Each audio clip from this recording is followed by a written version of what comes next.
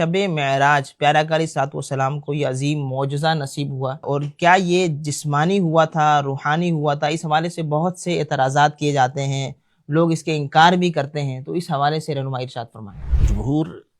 اہل اسلام کا موقف ہے، اور جو صحیح اور درست ترین موقف ہے وہ یہی ہے کہ نبی پاک صلی اللہ تعالیٰ علیہ وآلہ وسلم کو جسمانی معراج یہ کروائی گئی، اور آپ علیہ الصلوۃ والسلام اپنے جسم اقدس کے ساتھ مسجد حرام سے مسجد اقصیٰ تک تشریف لے کر گئے،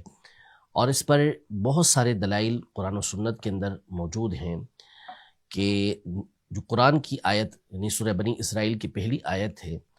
اس کے اگر لفظ لفظ پر غور کیا جائے تو ایک ایک کلمہ بتاتا ہے کہ یہاں پر نبی پاک صلی اللہ تعالیٰ علیہ وآلہ وسلم کی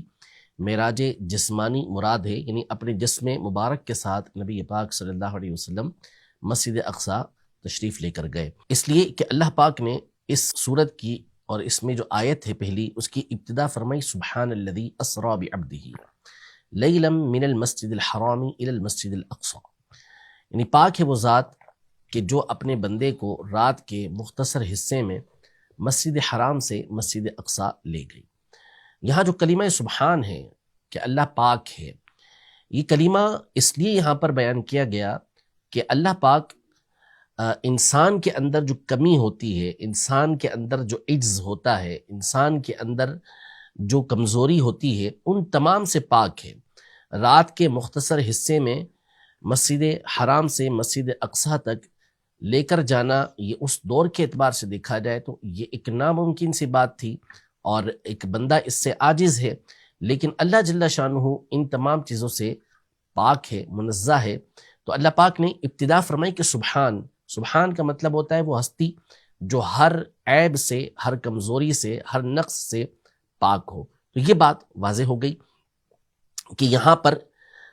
جسمانی معراج مراد ہے، اس لیے کہ اگر روحانی معراج ہوتی تو وہ تو کسی کو بھی ہو سکتی ہے، یعنی رات کے مختصر حصے میں اگر کسی کی روح کوئی خواب کے اندر مسجد حرام سے مسجد اقصیٰ پہنچ جائے، بلکہ اس سے بھی کہیں آگے پہنچ جائے، تو کوئی انکار نہیں کرے گا کہ خواب کے اندر تو یہ چیزیں ہر ایک کو دکھائی جا سکتی ہیں، روح تو کسی کی بھی نیند کے اندر سفر کرتی ہوئی کہاں سے کہاں جا سکتی ہے۔ پھر اس کے بعد جو عبد کے لفظ ہیں، اس میں بھی عبد ہی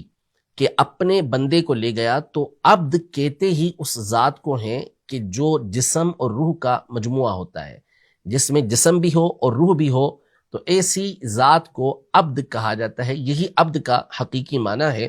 تو لہذا یہ خود لفظ بتا رہا ہے کہ اللہ جل شانہ نے نبی پاک صلی اللہ تعالیٰ علیہ وآلہ وسلم کو جسم اقدس کے ساتھ یہ معراج نصیب فرمائی۔ نمبر 3، جو احادیث طیبہ ہیں اور جو سیرت مبارکہ ہے نبی پاک صلی اللہ علیہ وسلم کی، جب ہم اس کا مطالعہ کرتے ہیں تو بالکل واضح ہوتا ہے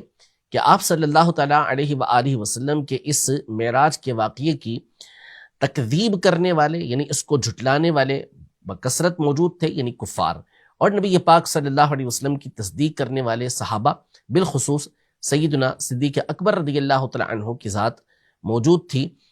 تو اگر نبی پاک صلی اللہ علیہ وسلم کا یہ دعویٰ ہوتا کہ روحانی طور پر میری روح یا نیند کی حالت میں مجھے یہ معراج کروائی گئی، تو پھر کوئی اعتراض ہی نہ ہوتا، یعنی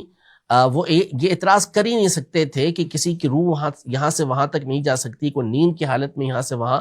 نہیں جا سکتا۔ ان کا اعتراض کرنا یہ بتاتا ہے کہ نبی پاک صلی اللہ علیہ وسلم کا جو دعویٰ تھا وہ جسم کے ساتھ تھا، کہ آپ علیہ الصلوۃ والسلام مسجد حرام سے مسجد اقصیٰ تک تشریف لے کر گئے۔ تو اس لیے جو صحیح تر بات ہے، جو درست بات ہے اور بالکل واضح اور حق بات ہے، وہ یہ ہے کہ نبی پاک صلی اللہ تعالیٰ علیہ وآلہ وسلم اپنے جسم اقدس کے ساتھ مسجد حرام سے مسجد اقصیٰ رات کے ایک مختصر حصے میں تشریف لے کر گئے، اور یہ لے جانے والی ذات اللہ جل سبحانہ کی ہے، جو ہر عیب سے، ہر خرابی سے، ہر کمزوری سے پاک ہے۔